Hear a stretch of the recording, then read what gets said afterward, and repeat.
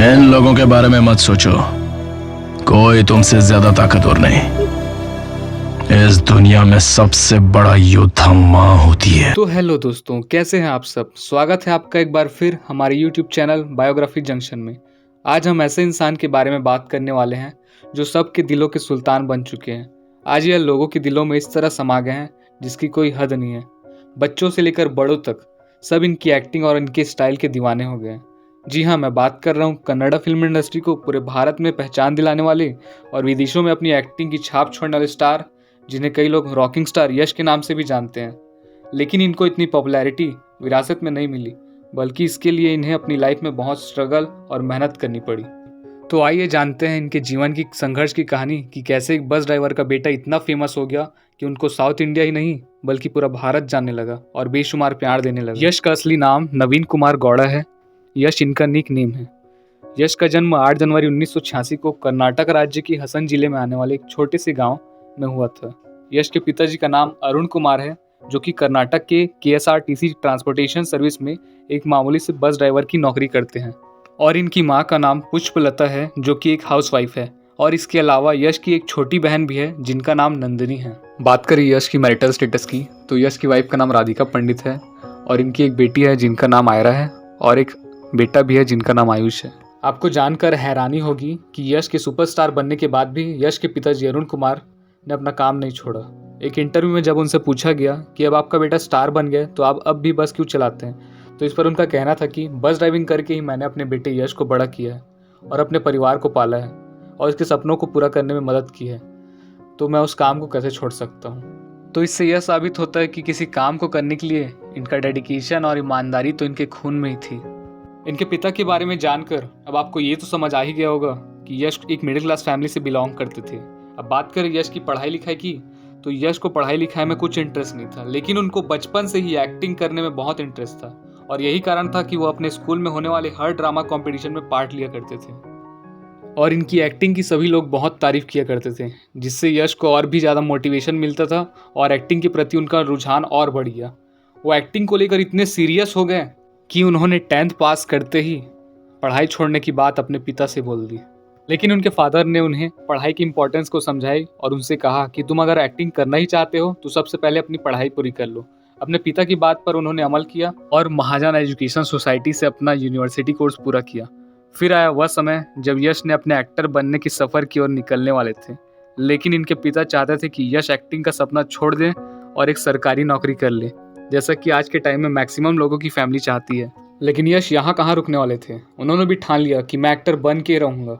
फिर क्या था, अपने पेरेंट्स के फैसले के खिलाफ जाकर अपने पेरेंट्स से झगड़ा करके उन्होंने फैसला लिया कि मैं अगर घर आऊँगा तो एक एक्टर बन के ही आऊँगा, वरना नहीं आऊँगा। इस पर उनके पापा ने भी एक शर्त रख दी कि अगर तुम बेंगलोर जाओगे एक्टर बनने तो किसी रिश्तेदार के यहाँ मत जाना।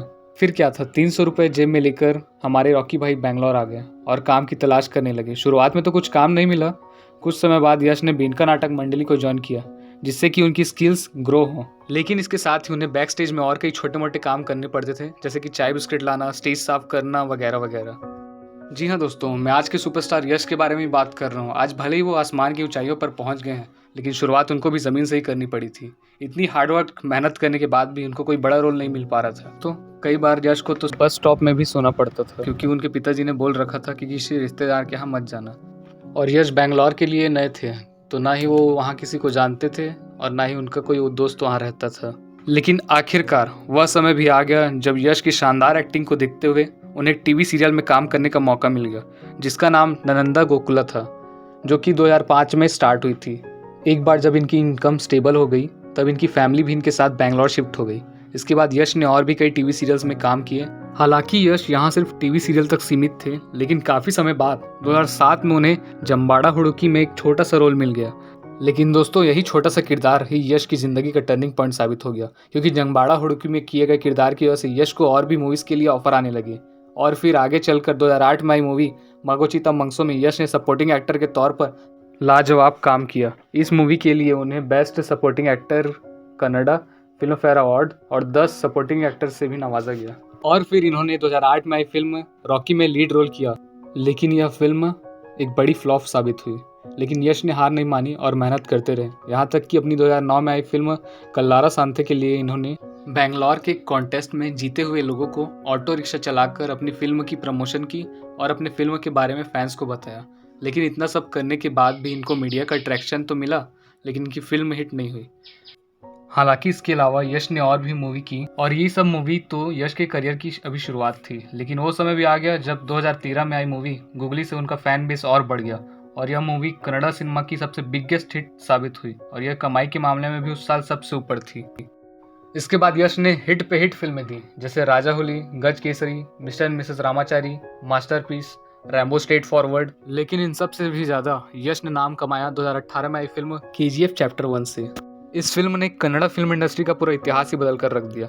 80 करोड़ के बजट पर बनी इस फिल्म ने बॉक्स ऑफिस पर कमाया 250 करोड़ रुपए, जो कि बहुत बड़ी हिट साबित हुई। KGF चैप्टर 1 के बाद से लोगों में KGF चैप्टर 2 को लेकर भी तहलका मच गया और सभी लोग इस फिल्म का इंतजार बेसब्री से करने लगे। लेकिन कोरोना और लॉकडाउन जैसे सिचुएशन की वजह से KGF चैप्टर 2 को पूरे 3.5 साल बाद 14 अप्रैल 2022 को लॉन्च किया गया। और दोस्तों, KGF चैप्टर 2 ने तो इतिहास ही रच दिया। इसका बजट था 100 करोड़ रुपए और इस फिल्म ने कलेक्शन की थी 1200 करोड़ रुपए की।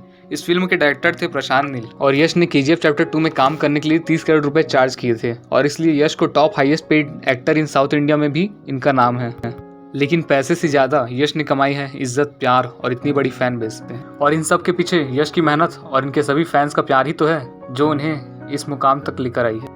एंड में यही कहना चाहूंगा कि लाइफ में सफलता, पैसा, फेम, ऐशो आराम सब कुछ है, लेकिन उसके पीछे मेहनत करनी पड़ती है, जीवन में घिसना पड़ता है, जिसका यश लाइव एग्जाम्पल है। इतनी प्रॉब्लम्स होने के बाद भी यश ने कभी हार नहीं मानी और अपने पैशन को फॉलो करते रहे, इसलिए आज वो इतने सक्सेस हैं और आगे भी वो ऐसी कामयाबी की सीढ़ियाँ चढ़ते रहेंगे।